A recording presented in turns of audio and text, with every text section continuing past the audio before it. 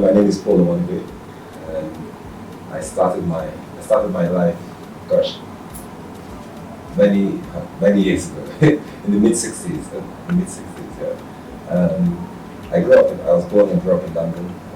My parents were effectively civil servants, and I came back to Nigeria at the age of 10.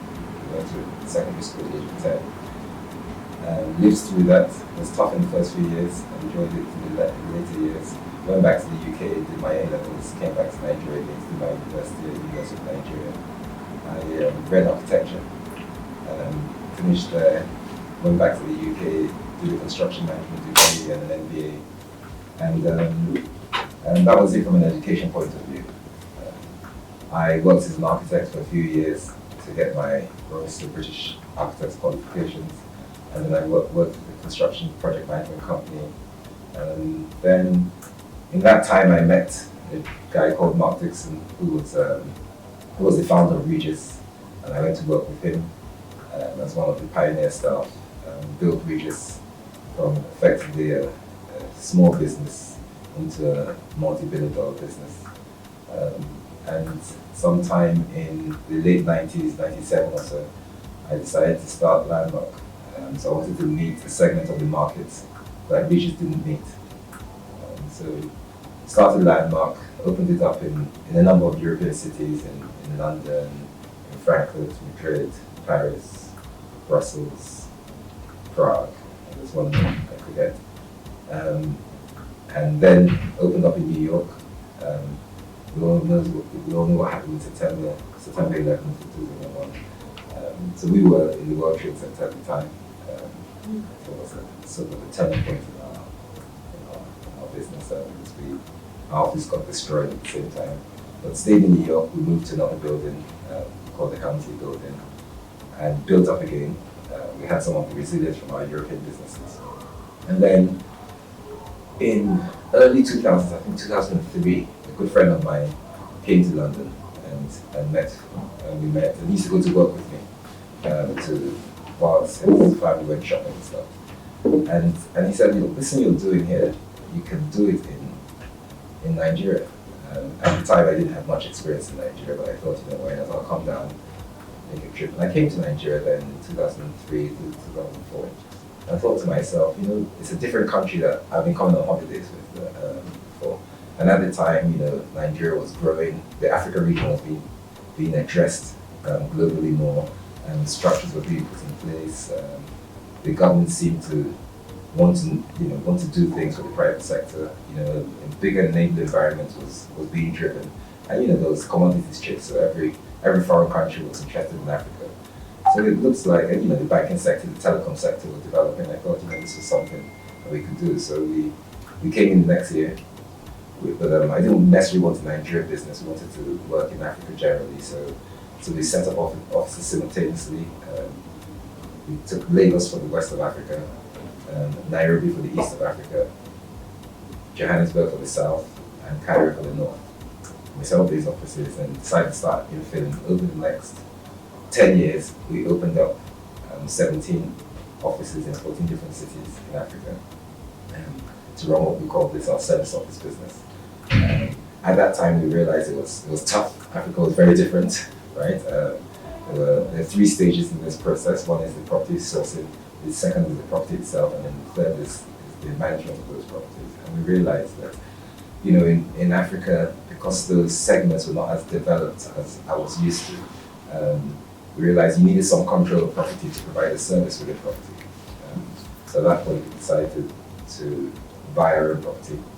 And that's what probably gave birth to what you see here as our landmark destination. As time went on, I realized that there were some boundaries that were changing. Africa has its own unique problems, security, traffic, infrastructure, things like that. So I felt if you can put everything in one place, then you can solve the problems a lot better. And at the same time, you can begin to cross over the boundaries of business and leisure. So that leads us to where we are today. We've created what we like to believe is the makings of a destination. The aim was to create the #1 destination, big work and play destination in Africa, or at least this side of Africa. So it's a journey in progress.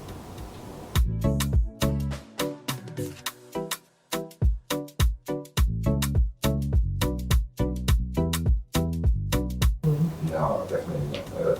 I said I was born from civil service parents. My parents didn't necessarily have money, but they had education, and they made it their duty to make sure we were educated.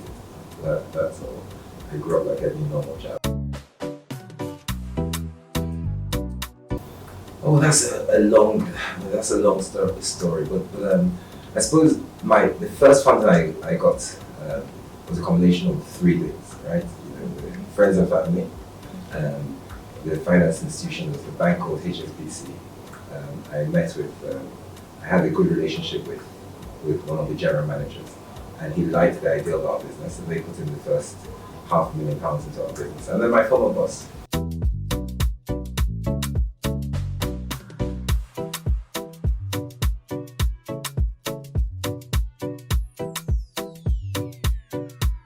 Yeah, it's work in progress. So this is a journey. So as I say, excellence is a journey. So the idea basically is to create a business, leisure, and lifestyle environment. So the first thing to do is figure out what environment, and we've done that. The next thing to do is make the environment work, buy it and make it work, put the infrastructure in place. And we've done that. The next thing to do is curate it, just to make sure you have enough things that create a destination.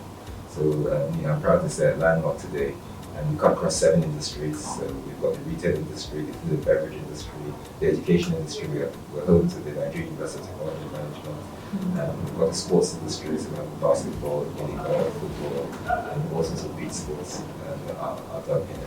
We have a health community here, so we have 3 different health centers and pharmacies. And then we have obviously the business industry, and we have many multinational, regional, and local companies that are based within the Landmark ecosystem. So we like to believe we're well into it. And our number one philosophy is to drive people here. So the idea, traditionally in real estate, it's all about bricks and mortar. Is build buildings, rent out the property, and try to make money. Our philosophy is slightly different. And that's what we mean by our themed live well happily. The philosophy here is to make sure we get as many people as possible to come to this environment, make sure they have enough things to do and enjoy themselves, service them well so they make sure that they have a nice time, feel good about themselves, and go away and tell other people about us and come back, right? And how much money they spend when they're here will determine whether we are profitable or not. But if they stay here long enough and they have enough things to do and they like it as much, then I think we'll do extremely well. So with that last segment, we're just trying to make sure we can curate the experiences and the service in a way that everybody enjoys it.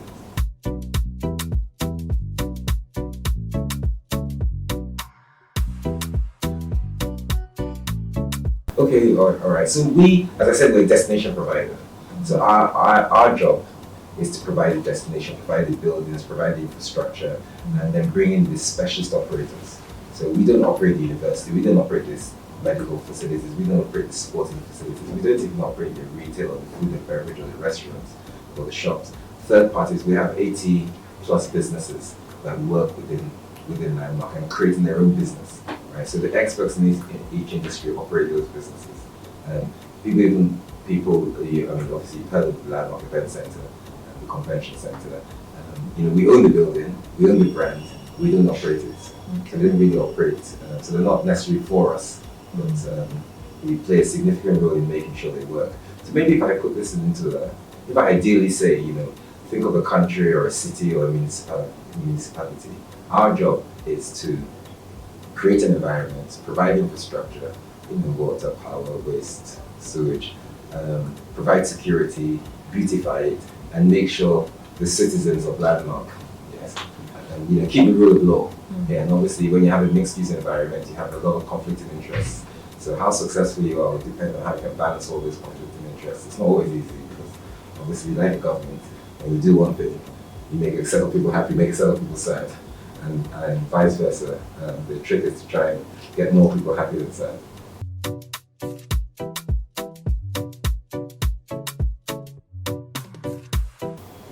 It's a tough one. So Nigeria has its pluses and its minuses. So I suppose the biggest thing about Nigeria, let me start with the plus, is this, is opportunity. Is where there's nothing, then you have a black template and you have a lot of opportunity. So if you look at cities like Brasilia, when it was created in Brazil, it was empty land.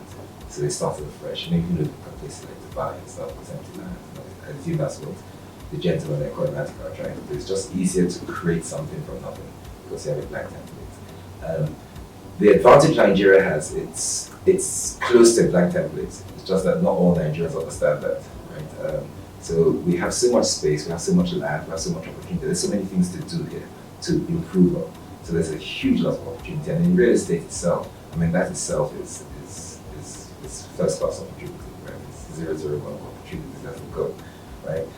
The difficulty with real estate in Nigeria is a lot of the bodies and the regulatory environment and even people like us don't understand the power of real estate and what we can do in society. First of all, it's a high inflow of people, it's a major store of wealth, it takes time to build, it helps with, it helps generate a society, yes? So to make it easy to produce real estate, you know, if I were president, we would have number one thing, but I'll say that because I'm a realtor, right? But what it will do, it will develop a city, it will employ people, it will galvanize the economy, and it will act as a catalyst for many other things, right? Children go to schools to learn, people go to hospitals to get cured, businesses work in offices, people play. You know, real estate is the platform for almost everything, right? So if you create enough good real estate, then you create a great platform for many things. So I think we're on our way. There's some tweaking to do, but the opportunity is huge. And the challenges, I don't need to repeat the challenges, everybody has them here. You know, we still need to develop our infrastructure a little bit better, and we need to create a better enabling environment to allow it to flourish.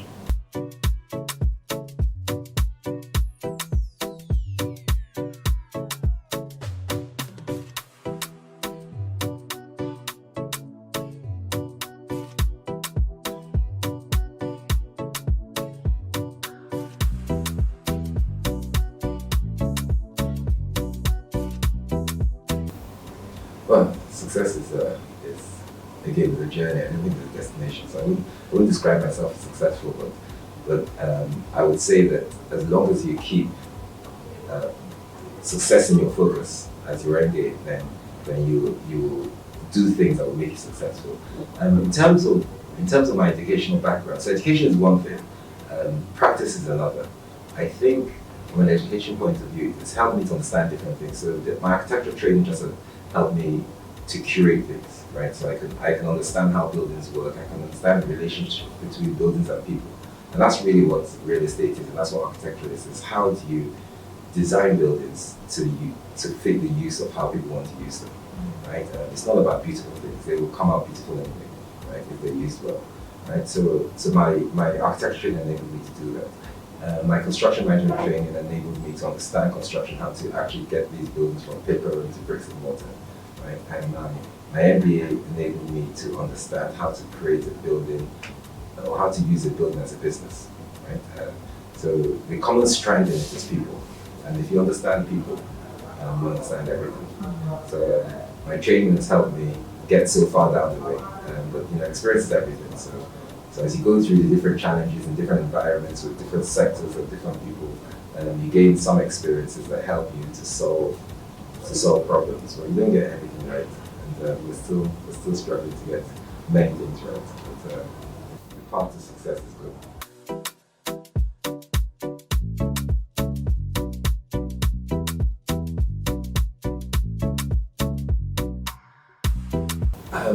So I'll say hugely. So currently we have 3,000 people employed within this ecosystem. That in itself, I think, is a big number. But more importantly, we have 150,000 square meters of real estate developed. And for every square meter of real estate, you employ 3 people.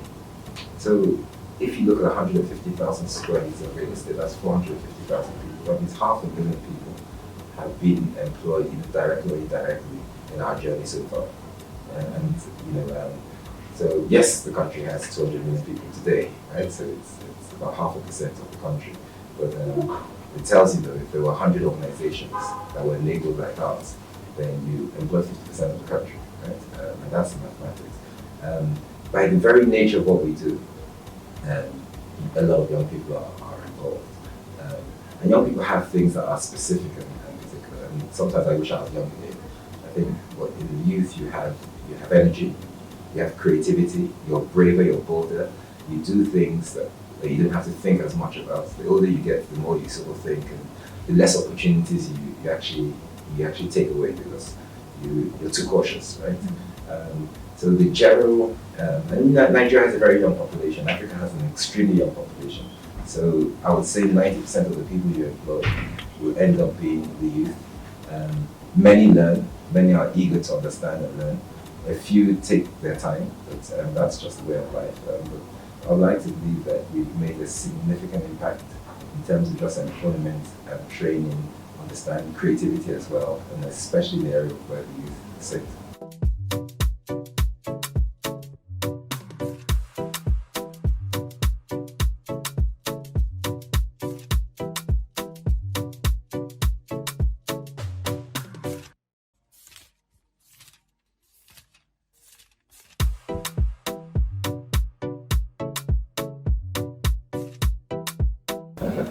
Well, first thing I'll say is you've done a lot of research on me, so, that, you know almost as much about me as I know about myself. So kudos to you on that. Do I have more than 24 hours? No, but I have great people around me. And if you have great people around you, then it stretches the number of hours you have in a day. So sitting on the board of an organization is about experience, lending your experience and knowledge, not actually doing the work. Working in an organization is actually curating and executing. So I only work in one organization, which is Landmark, but I sit on the board of the others. So I try to learn my experience and knowledge. It doesn't take that much time. It takes a little bit, but not that much time. But this is where the time is spent, and how you get everybody to come together around the same dream and have the same amount of desire to execute that dream. And it's what makes the difference.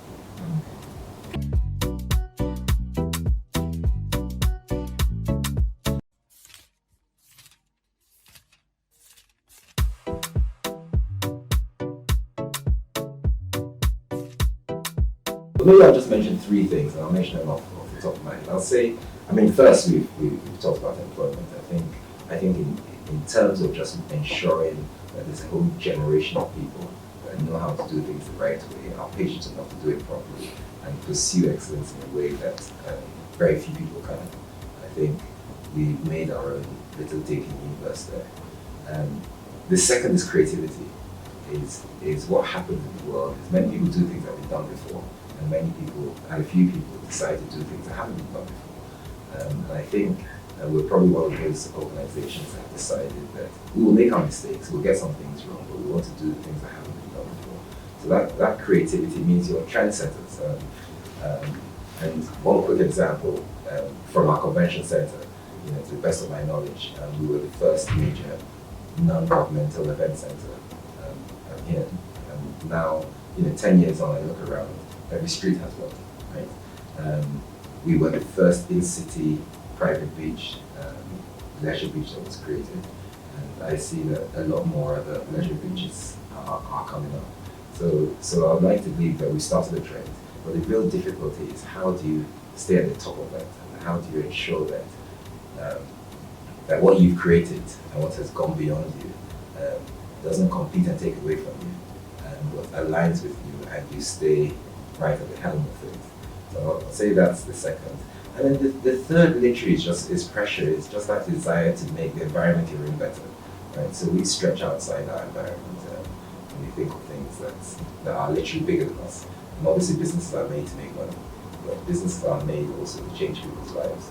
So I'd like to believe a lot of people who pass through this business, it's changed their lives, have gone on to do bigger and better things. And a lot of the communities outside our business have benefited from us having a business like this.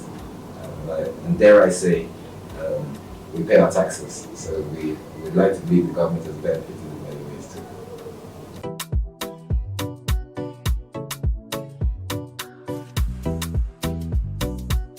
Alright.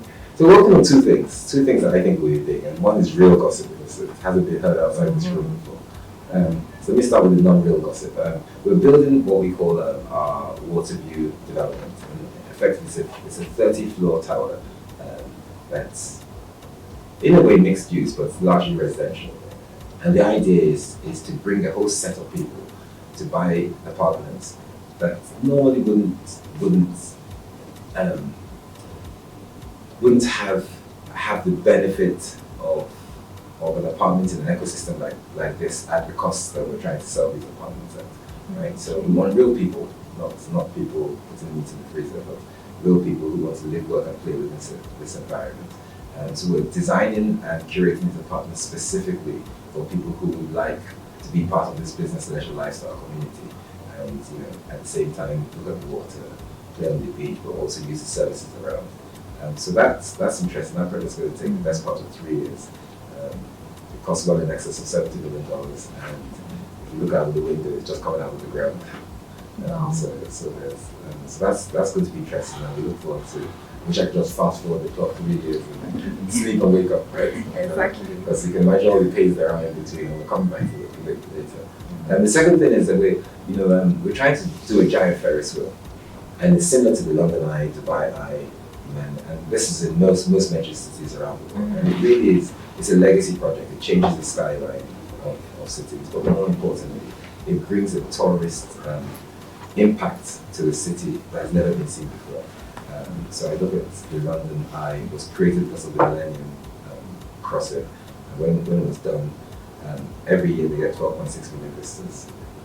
Just in terms of economics, it has not just helped obviously people put it together, but the city of London has heavily benefited. People travel from all over the world to go on it. Dubai launched theirs barely a year ago, right? And in that short time, we've had 17 million visitors. Right? And it's only open for half of the year because of the excruciating weather. So we would like to believe that the impact it will have in Lagos as a city, in Nigeria as a country, and even in West Africa as a region will be huge. And if it's successful on those counts, then it's successful for us. So that's a little gossip and the secret. Now, what are the challenges on hand? So I'd like to look at challenges. It's impossible to go through life without challenges. Whatever country you are, whatever city you are, whatever circumstance you're in, you're going to have challenges. It's how you deal with those challenges. In Nigeria, we have some specific challenges, but they're all the same, right? You know that people talk about power, people talk about bad governance, people talk about the neighborhood environment, people talk about roads, water. Most of those are fairly easy to solve, but there's somebody else's problem to solve, right? In many ways. And why there are challenges in a country like this is because you feel helpless in dealing with them. You need other people to deal with them. So, those challenges are common, right? And I've just reeled off the bad. There's some good amongst it, right? We talked about the opportunity. We talked about the people. And the best thing about Nigeria is the people. I think people are resilient. They're strong. They're creative. And a country like this that has this number of youthful people that have that potential and can't go wrong eventually. It's how we ensure that they play a major role in taking the country forward.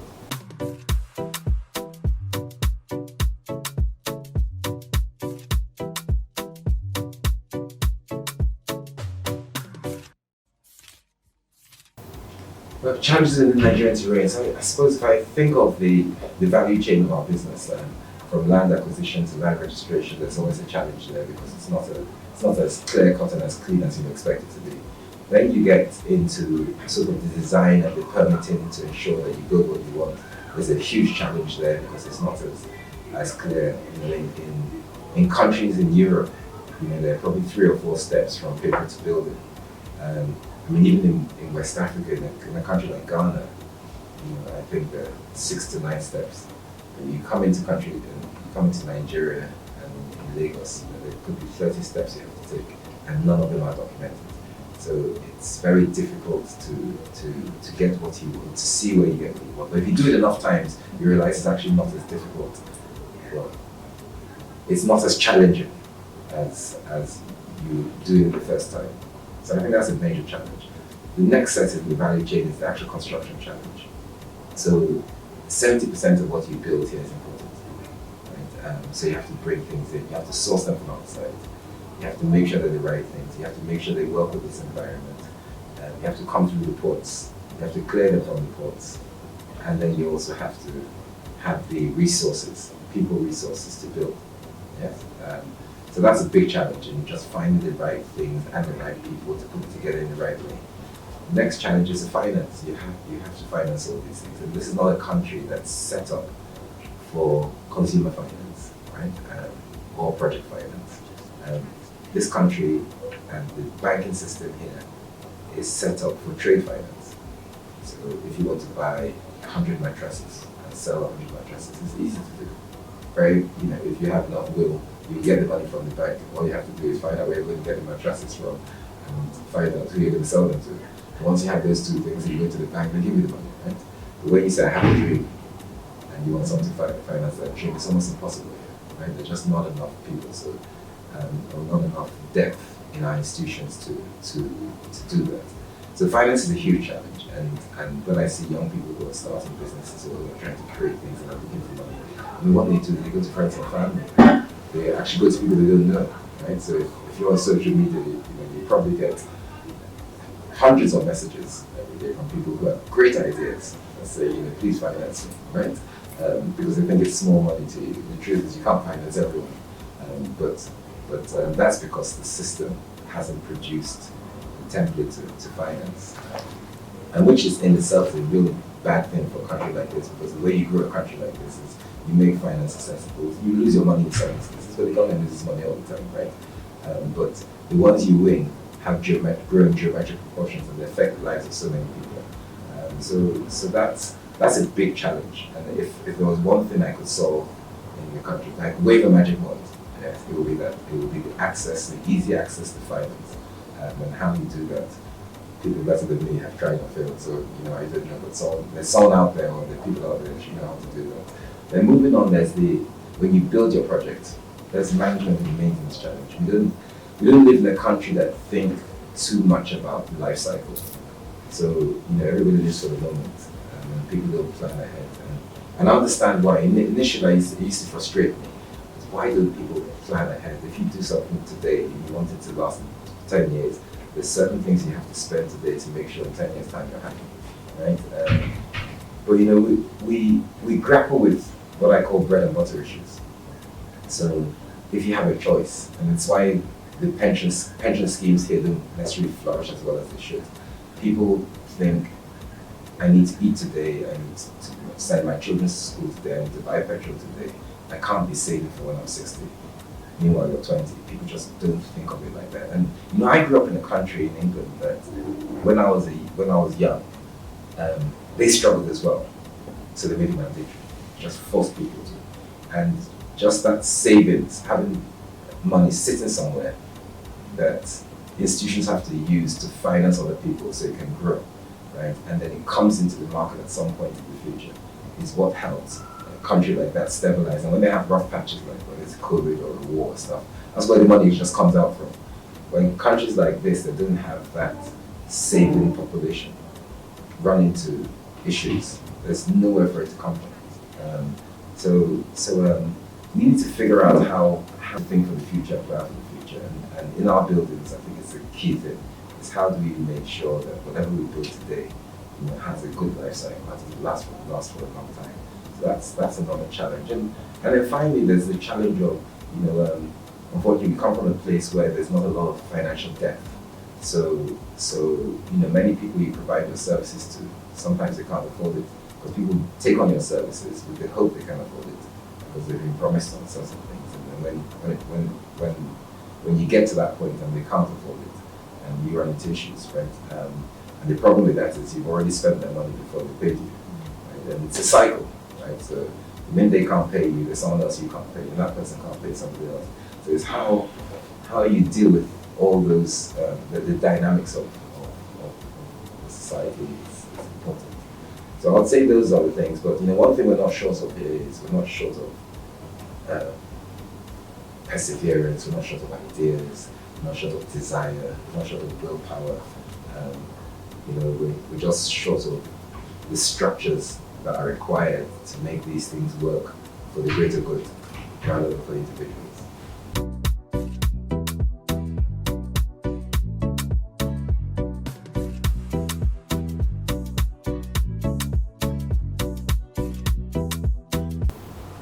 if I was to take a shot at this, I would say whatever you decide to do, just make sure it's the right thing. Make sure you're passionate about it.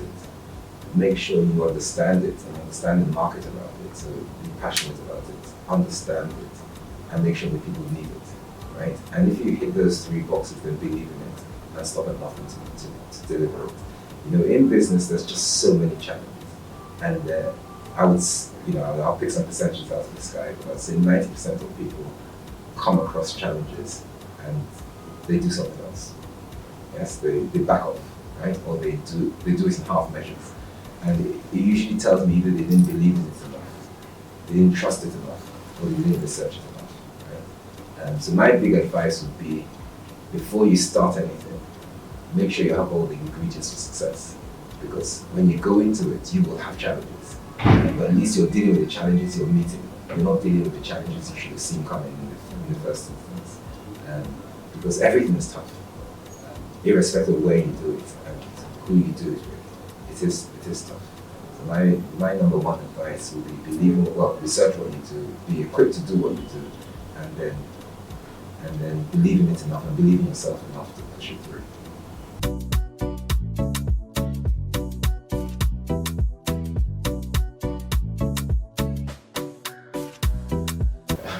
Yeah, so if you've heard me speak before, three things are important to me, right? And one of them is work, landmark, and we're in a business, leisure, lifestyle place, so it's live, work, and play, so it's not all work. So landmark is one. My family's another. When I spoke about my family, I have 2 kids and a lovely wife somewhere, and so that's a pleasure as well, and that's part of what I do outside of work. And the third thing is Arsenal. I'm a football fan. But I wouldn't say I'm a football fan, I'll say I'm an Arsenal fan. So I spend a lot of my time, energy, effort, and money supporting a team that sometimes does well and sometimes does badly.